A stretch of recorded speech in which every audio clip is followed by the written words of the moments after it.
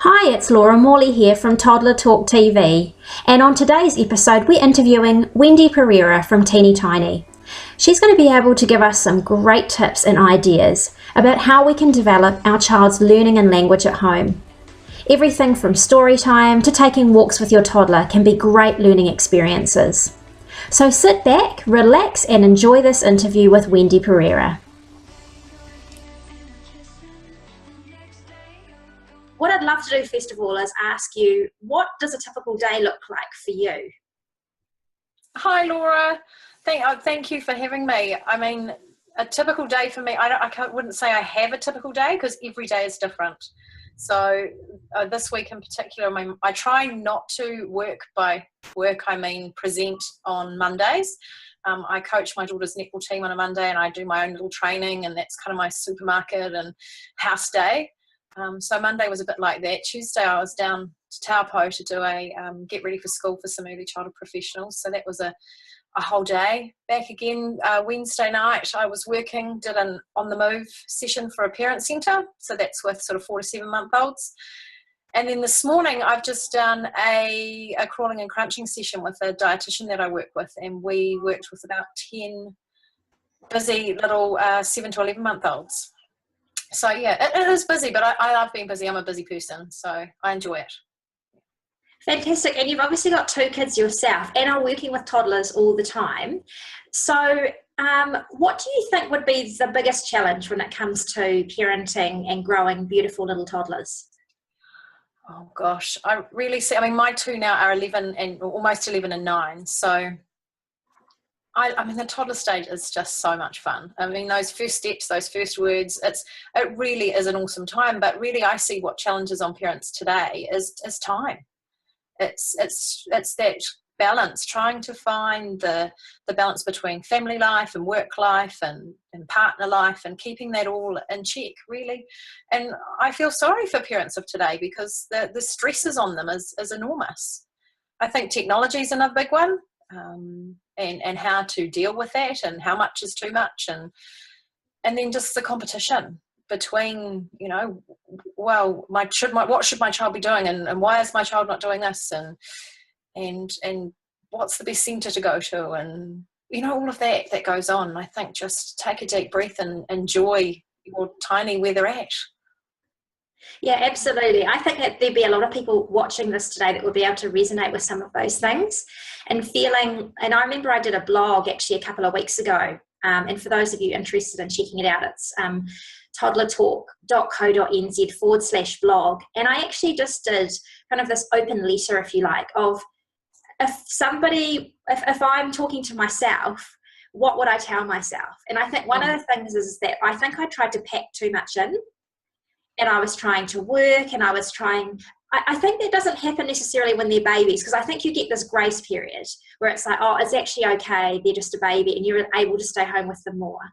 But then it's kind of like when they hit 1, you feel like, okay, well, I've got to go and start doing everything that I did before and have a toddler. And so, you end up getting sucked back into doing all these other things that you weren't necessarily doing before, and probably very successfully, but then trying to juggle a little person with that as well. And I think that does throw a lot of challenges up for us. But on a different note, I know that you work for Moving Smart and you do some work with them. So tell us a little bit about your journey with that and what you actually do. Well, I've admired Jill Connell from afar for many years, and I've worked with her, and I've been to every one of her presentations so many times. And she's the founder of Moving Smart, which she did 17 years ago. And I was honoured 2 years ago when she came and asked me to come and work with her as a movement consultant. And I thought, whoa, this is a big step up. Am I ready for this? And I tossed and turned, and I thought, yeah, look, I'm going to give it a go. And I absolutely love it. It's everything I believe in, and it was everything I've always wanted to share. I've always wanted to share it with parents. So the philosophy behind Moving Smart is that moving is so important. It's their physical diet is just as important as their nutritional diet, and it really is about getting the message across about building that midbrain, the part of the brain that in those first 5 years, and how rolling, running, jumping, hopping, skipping, climbing is so foundational to the future learning. And I've learned more and more about brain development and sharing those wow moments with parents. So I've really loved the journey, and it's getting bigger and better all the time. Fantastic. So can you give us an example, just so that people feel like they understand a little bit of the connection between movement and learning? Because I think a lot of the time we perceive learning as being reading books or, getting our kids to write their name. But if we actually go right back to the foundation, before they get to that point, there's a whole lot that needs to happen before that. So can you give us a little example of, the connection between movement and learning that happens? Absolutely. So, the way the brain develops is sequentially. So it starts at the base of the brain with the primitive reflexes, all the stuff that's stored in the brainstem. And then we move to the next part, the midbrain, which is where all your motor is controlled from. And if we jump right to the top, the cortex, which is what you're talking about, all the reading, writing, maths is what is considered as real learning as such. If we miss out the stage before it, it's you haven't got those base foundations. And so that's a big focus of Moving Smart, and letting you know about how the layering happens. For a tiny, for example, doing something like cross-patterning or oppositional movement, and that's just crossing over the midline, and you can do that right from birth, and that helps them with their reading and writing later in life. So doing simple cross-patterning movements, taking left hand to right foot, right hand to left foot, and doing that with your tiny on a daily basis is actually building wonderful connections in their brain and creating a little superhighway for information that they'll use later in life.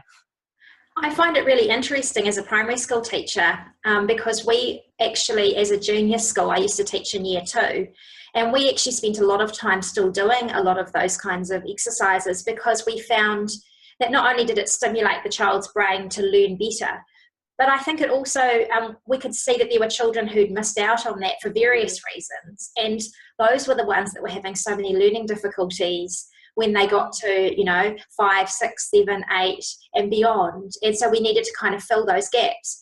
So I think making sure that we take that step back as parents and say, okay, what does my child need now? And making sure that we set that great foundations, actually setting the trajectory for, the learning that they're going to do as they get older. And sometimes we don't realize that, do we? We just think, oh, well, we're just caring for our kids at home, but really we're actually building their brain at the same time. Absolutely. Yeah. So what about in terms of language development? Because I know a lot of the parents that I work with, and I'm sure you do find this as well, that through the toddler years, sometimes we can get a little bit worried about our kids not talking all that much, and maybe pointing or, using some kind of sign to show what they need, but not actually using the words or putting that into a phrase or a sentence. And I was just wondering, from your perspective, when do you kind of get concerned about that and think, oh, there might be something, that I can be worried about, as opposed to seeing it as like a normal developmental part of their life? Yeah, well, I think the number one thing to look at first is comprehension and understanding is equally as important as the verbal language that they're using. So go right back to the basics and give an instruction and see if they can follow an instruction. Can you go and get your slippers? And if your toddler understands that and goes and gets their slippers, fantastic. You don't need you don't need the verbal indication as well. So I think comprehension and understanding is equally as important. And then just fill their world with a language-rich environment. What goes in is going to come out. There's oodles of research around about how filling a child with a language-rich environment, and that's you talking and narrating as well as introducing books, is going to help that language to come. Also look at things like second languages. If there's a second language in the home, that might mean that they might be slightly delayed and the verbal language coming out, but that's because their brain is comprehending and understanding twice as much information. So, I would say take a step back and look at the comprehension and understanding first, and then the verbal language will come. In my experience, children, often girls, chatty girls, the girls will have the language first, and boys perhaps might be a little bit slower. But when the boys do come out with the language, it's often 2-word utterances. So girls might come out with banana or apple or dog, but the boys might come out with more banana or pat dog, and that tends to happen as well. Yeah, that's really fantastic. You know, one of the things I find when I'm facilitating my workshops and we're talking about toddler tantrums is that it's also important to get into those language patterns where you talk to them as if they're a normal person and that you don't kind of baby everything down all the time, because actually they understand a whole lot more than what we give them credit for. And, you know, I certainly have had comments from parents going, oh, do you think that, you know, I need to simplify? And I absolutely think that obviously we don't need to have adult language all the time completely over their head. But I think there's something to be said for just talking normally to them so that they can then start mimicking some of that language as well. Because ultimately we're the best teachers, aren't we, as parents? Absolutely, I agree. I mean, that nutritious vocab and the whole thing about dumbing things down for small children. I mean, use big words, use enormous vocab. If nothing else, if they're not comprehending or understanding, they're taking in those different sound combinations. Yeah, I certainly think it starts coming out as my kids get older too, like, you know, at primary school. It's really interesting that the fact that we've talked about all this stuff, you know, that vocabulary, that understanding and that depth of understanding of language really is important when they get older. And I think you can't emphasize enough spending quality time with your kids and having those conversations. Yeah. Okay. Another one that I thought was really interesting is around this whole area of our toddler being really impulsive and having very short concentration spans. And it's all very well saying, you know, read your child a story or sit down and do some kind of activity with them. But sometimes you just find that they lose interest in those activities so quickly because their concentration spans are so short. So have you got any ideas of what we could do at home to just encourage our kids to concentrate a bit better and to kind of focus a little bit more on what they need to be doing? I think, they're a toddler. Their concentration span is supposed to be small. So do expect them to go from activity to activity. I think sometimes it's about lowering our expectations that they are busy and they want to be on the go, and we have to look at what our expectation is of this tiny first. And then I think it's about looking at your day as well. It might sound a little bit crazy, but remembering back to my children's toddler days was, I'm one of these kind of super organised people. So I would get up in the morning and I would create the evening meal at 8 o'clock while my kids were having breakfast. So at the end of the day, when they perhaps were a little bit less able to concentrate, I would then be down with them on the floor, using the scissors, doing the puzzles, reading the books, while the lasagna was in the oven cooking. So I could give them time when they needed it the most to help extend their concentration time, rather than, in a minute, I'll be there in a minute, just wait.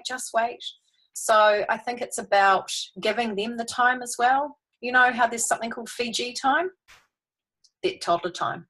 Yeah. You know, but it's the same kind of concept. Perhaps lowering your expectations, getting a little bit more organised, and, you know, I think they do flit from activity to activity, but maybe don't offer them as much. You know, if you're wanting them to focus on something, don't give them 15 different things, 15 different options of activities to do. Maybe 3's enough. Fantastic. Those are some really good ideas. One of the other things I wanted to ask you about, because I know that you work with early childhood teachers a lot, and obviously you're an early childhood teacher yourself, and you know, you must have been to a lot of centres in your time. I was wondering, as a parent, if I haven't chosen some kind of early childhood centre for my child, or maybe I have and I'm just not completely happy with it, it's not sitting right for me, what ideas would you have for me? What do I need to look out for? Because it can become a little bit overwhelming when you're going from centre to centre, just to know exactly what is going to be the right fit for your child. You're absolutely right. It is very overwhelming out there, and the options now, there are so many options for choice, and I was just discussing this with my group this morning. So I can't come out and say to you, go to XYZ early childhood centre and that will fix all your problems, because every family is individual and every family sees something slightly differently. So I actually did my dissertation on this when I was studying, and it was around the quality indicators of an early childhood service and how the connection between what a parent saw as quality and what a teacher saw as quality, and where did they match up and did they marry up. And of course we're looking at things like ratios, which are set by the ministry. So if you look at that with regards to any form of research, it's always about the smaller the ratio, often the better better the experience. You're looking at things like qualifications of staff. It doesn't necessarily mean because all the staff are qualified, you're going to get a better service. You know, you can get a very competent grandparent that's got no qualifications in the area, but they've got so much experience and they can provide such a loving, nurturing environment. You've got things like the philosophy, you know, does it match and marry up with what your family believes in? Is it a very structured, do you have lots of rules and structure around your family, or are you a bit more child-centered, you know, and you want that to be reflected in the centre that you choose? Do they have a strong partnership with parents? Do they want you to be involved? Do they ask you questions about your child's day? Do they have the latest and greatest resources? You know, are they well resourced? Is it clean? Is it healthy? I mean, the list goes on, and you could match all these up against any service that you choose to observe or look at. But the number one thing that came out from the research I did all those years ago was something that I can't tell you. It's something that you will feel from within, and that is happiness. You know, you could get all of those quality indicators lined up and they could tick all the boxes, but you could walk into that centre and you'll be and not feel happy and not get that feel of joy when you walk in. So I can't answer, I can't tell you which centre is going to give you that feeling, but only you can do that. And to parents, I would say, don't be scared to say no, and don't be scared if the centre doesn't fit with you to move them, because it's a big decision. And you know, move on, try somewhere else. If it doesn't work for you, try somewhere else. Yeah, absolutely. And I noticed that there is definitely a big move to a lot of families moving towards, you know, in the toddler years anyway, of having their child actually not in a physical centre, but maybe in a home environment with, you know, a paid carer or a nanny or something like that. So I don't think there's a one size fits all for everybody. I think it's a matter of finding and looking at your own child. You know, and some of my clients have said, look, I don't feel comfortable putting them in a centre, and others have said it's the best thing I ever did. And I think it comes down to the individual choice, doesn't it? Yeah, you're right. I mean, home-based care is the fastest growing form of early childhood in New Zealand, because so much research now is coming out around those strong attachments that are being formed in those first 3 years. And if you can do that in a small home-based environment and there's only one primary caregiver, it's the best of both worlds for tinies. Yeah. So, but in saying that, you know, it might not fit what you agree with. So search around, do all your research, and you know, don't rule out anything until you've had a look for it for yourself. Great. And I think you also have to take into consideration other factors like your child's health and their personality. Because I know with my my daughter, the doctor actually said, I don't want you sending her to any kind of daycare until she was a certain age, because, you know, she was quite a sickly child. And so that actually put, you know, a different slant on it, where we had to say, okay, well, what's the alternative? All right, well, we'll try something else. And it was a different path that we chose for her than we did for our other children, based on what her needs were. And I think sometimes, and that was my third child, you know, sometimes you feel like you've nailed it, and you think, we've got this really good way of doing things, and this is what works for our family. But I think it's about coming back to the individual child as well, and saying, okay, what's actually going to work for them, especially when they're so little. That's right. They're not as adaptable as they would be, you know, say when they're a school-age child. I feel like they're very much blown by the winds of how they feel in the day and all the things going around them in the environment, and they're not so able to shut off from what's happening, are they? No, you're right. You're absolutely right. Yeah. Well, I know that you sell books and that you're obviously a real advocate of early literacy. So have you got a favourite book that you could recommend to the parents who are watching today? Do you know, that question is like asking me to choose between my children. And I get asked that question a lot. I do sell books because I certainly believe in, you know, good quality resources. And so I often have parents come up to me and they've got like 4 books in their hands and they're like, I want to, which one should I choose? You can't choose just one. So that's quite mean. But I do love all the classics. So all the, we're going on a bear hunt by Michael Rossin and Helen Oxenbury, all the Peepo, what's the other one? Each Peach Pear Plum. I love Where is the Green Sheep? I love all the Peekaboo range. There's so many, but there is one key that stands out, and it happens to be sitting right here, which you may or may have not seen. Have you seen this one? You choose? No, I haven't. Don't know this one. No. Now, why this one is amazing. It's Nick Sherratt, so it's beautiful. But what it relies on is images. And I know you've been talking to Liz Donnelly and talking about speaking and listening, and this book promotes speaking and listening. So it's not all about reading the text. It's about finding images in the book and talking about the different images. So I went to a lovely workshop a while ago on language and development, and how as parents or educators, what we do is tend to question children a lot on things. What's this? And pointing and identifying to different items. And what they suggested, what Annette suggested, was go with giving 4 pieces of information. So use your hand and give 4 pieces of information about the images that you're seeing. So it might be, oh, look, there's a pig. Oh, it's wearing a green jumper. What is it? And sorry, not what does it have, because you don't ask the question till the very end. You're naming 4 facts about the images that you're seeing and then ask the question at the end. Have you heard of that before?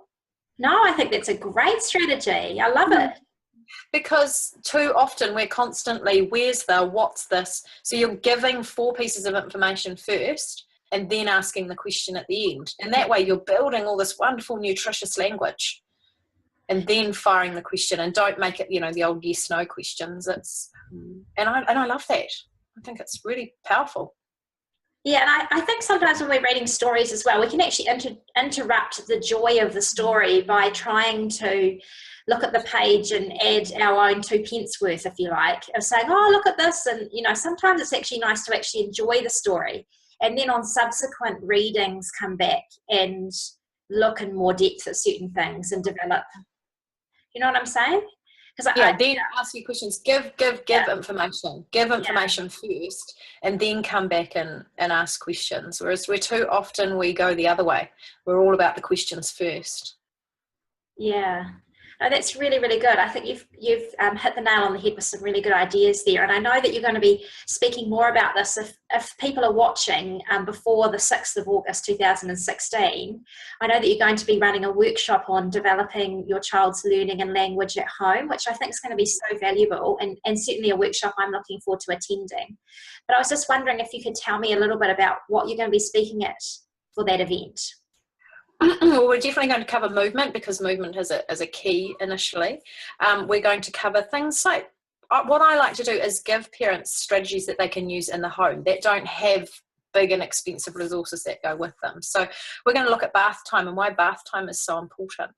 We're going to look at what else are we doing? I'll do a bit on bike riding, so how that aligns with brain development and what to expect, because bikes are such a big part of children's lives. We'll look at language and language development, language acquisition. What else are we doing? So much. It's all gone out of my mind. But yeah, it's going to be great. I'm really looking forward to it.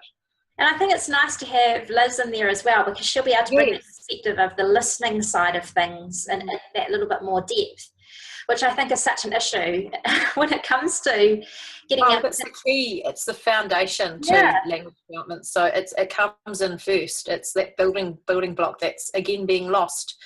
I talk about how the connection between audio and visual in today's world, and how all children expect something that's got an image to have a sound that goes with it. But how we need to make that there is a disconnect there, and how it's important to build listening skills that don't have images with them. And her resources are brilliant for that. I mean, I've been working with those for years, and just watching children, it's incredible. Yeah, I have to say that talking with Liz, it really opened my eyes up to a whole new world, and I found it quite interesting. And for those of you watching, if you haven't seen Liz Donnelly's interview, then it's well worth doing that. But I just felt it so interesting that you're intentional when you go for walks, and not just pointing out things that you see, but also sounds that you hear. And I thought, that's absolutely brilliant. I don't think I did that enough with my children. No, I don't think I did either. And if I'd known, so for all of you watching who have toddlers, you've got the benefit of a bit more insight than Wendy and I to be able to think about actually building that into, the world that is around you, and being more aware, not just from a visual perspective and tying a word to that, but also connecting the sound. So yeah, but isolating the sound too, like the auditory discrimination. So being able to hear sounds separate from other sounds, that's a skill that's being lost as well, because of all the screens in the world now, and everything is audiovisual. So yeah, we've got lots of work to do. Yeah, and that's why I love going back to, actually with my daughter, I'm just reading her a story. We're actually reading Winnie the Pooh at the moment, and there's not a lot of pictures in there, and it's been such a change, because I think so often that whole thing of like storytelling, in terms of just sitting on your kid's bed and telling a story and then listening to it, that kind of has gone a little bit. And, you know, it's been replaced by us reading them a physical book. And I don't think that's always necessary. I think there's a place for actually just telling stories and talking about the day, where that's where you're building your child's language as well. And, you know, I love the way you're talking about, you know, before, of building that language-rich environment, and seeing so much of our interactions with kids is actually being the opportunity to really have quality time with them, but also to develop their learning at the same time, and seeing those opportunities as they arise. A great tip that I do for one of my sessions is get dad to sit on the end of the bed and tell a story to your toddlers about naughty things they did when they were young. Because they listen to that and they love that. And it doesn't have any pictures or anything that goes with it. You can even go under the covers, make it nice and dark. Oh, you know what I did? I took 50 cents out of mum's purse and I went down to the dairy and bought some lollies. And they love stories like that. Can you tell me those stories again? And that whole art of oral storytelling is, you're right, it's being lost in today's world. But I think if you eliminate the visual, so by having the lights out, it instantly eliminates the visual, and you can tell a story. Even if you retell a familiar story, so retell a Goldilocks and the Three Bears, or, you know, a Three Billy Goats Gruff. Retell a story they're already familiar with, but with it dark, then that visual is in their mind, not on the book. Yeah, absolutely fantastic. I love that idea. Now, before we finish, I always like to ask everybody the same question, and it's been really interesting to hear the different responses that people have given to this one. But in order for us to raise happy and healthy toddlers, what would your number one tip be? If you were talking to a parent now, what would you recommend for them? Number one tip. So you're making me choose again. I would say take off your watch. Forget time, forget the laundry, order takeaways, forget the other busyness of your life, and get outside and go for a walk. You know, they take 2 hours to walk 50 meters because they want to pick up every leaf, they want to jump in every puddle. And if you can give them that, you know, I'm not saying every day, but every now and then, just give them your time. That is the best tip that I have. You know, I talk about picking up leaves. Go up to the litter box, pick up leaves and post them into your next door neighbour's litter box. You know, go down to the park, and when it, you know, usually it's one more swing, have 15 more swings, because I say you can't get that time back, and it's such a precious time. So enjoy these little treasures that we have while they're still little treasures. Fantastic. Thank you so much for that. That's been a really, really insightful and interesting discussion that we've had today. And if people want to hear more from you, how can they get hold of you, Wendy? Me, I've got a website, so teenytiny.co.nz. I'm always available on email, on the end of the phone, and I certainly welcome. I take queries all the time. I get emails at 3 o'clock in the morning from mums up worried about their tinies. So yeah, please feel free to drop me an email and jump on my website. Come along to any workshops that we've got going, and love to see you. Fantastic. Well, have a lovely rest of your day, and thanks so much for finding some time out of your really busy schedule to come and spend some time with us. Pleasure. Thank you, Laura.